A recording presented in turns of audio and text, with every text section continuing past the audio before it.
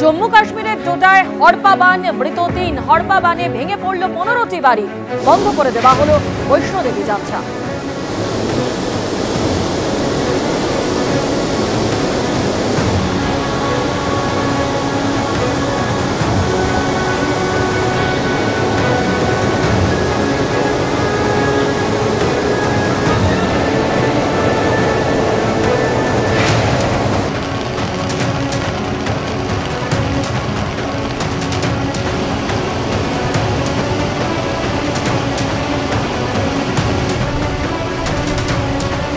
অন্যদিকে বৃষ্টিতে বিপর্যস্ত Himachal Pradesh.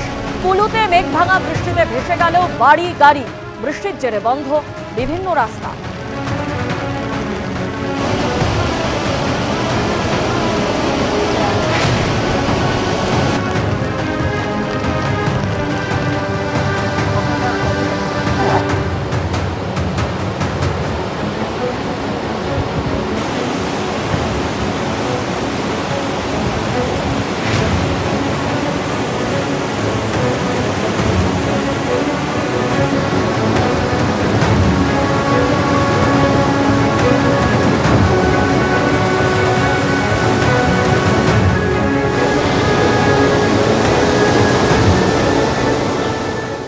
SSC group C মামলায় নেওয়া হলো ৫ জনের কণ্ঠস্বরের নমুনা। ভিডিওর কণ্ঠস্বরের সঙ্গে মেলাতে পাঠানো হবে ফরেন্সিকের জন্য। সুবীরেশ ভট্টাচার্য, পঙ্কজ বনসাল, পর্ণা বসু, সমরজিৎ আচার্য সহ ৫ জনের কণ্ঠস্বরের নমুনা নেওয়া হয়েছে। কথা বলবো, আমাদের সঙ্গে রয়েছেন আমাদের প্রতিনিধি প্রকাশ সিনহা। প্রকাশ, আদালতের নির্দেশে যে নমুনা নেওয়া হয়েছে কণ্ঠস্বরের, কিভাবে এগোবে তদন্ত?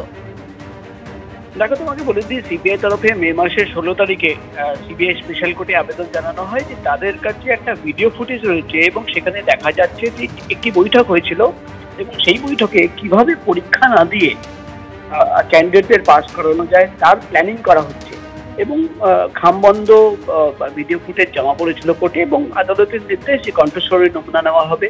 সমরজিৎ আচার্য, পর্ণা বসু, সুবীরেশ ভট্টাচার্য, পঙ্কজ বনসাল, তুমি জানো, নায়সা, যে ওএমআরসির যাদের দায়িত্ব দেওয়া হয়েছিল, এই ৫ জনের নমুনা নেওয়ার আজকে নির্দেশ ছিল এবং আমরা দেখতে পাচ্ছি প্রায় ২ ঘন্টা ধরে তাদের কণ্ঠস্বরের নমুনা সংগ্রহ করা হয়।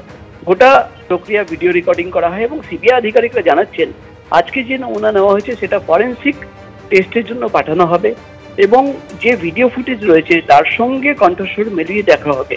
আগামী দিনে চার্জশিট হবে বা ফাইনাল চার্জশিট হবে, সেখানে কিন্তু এই নমুনার উল্লেখ থাকবে এবং কিভাবে কণ্ঠস্বর এবং সেখানে কিভাবে প্ল্যানিং করা হচ্ছে সেই সমস্ত তথ্য সেখানে পেশ করা হবে। সব মিলিয়ে কিন্তু সিবিআই আধিকারিকরা মনে করছেন যে একটি লিস্ট বেরোনোর আগে, প্যানেল লিস্ট বেরোনোর ২ সপ্তাহ আগে এই বৈঠক করা হয়েছিল।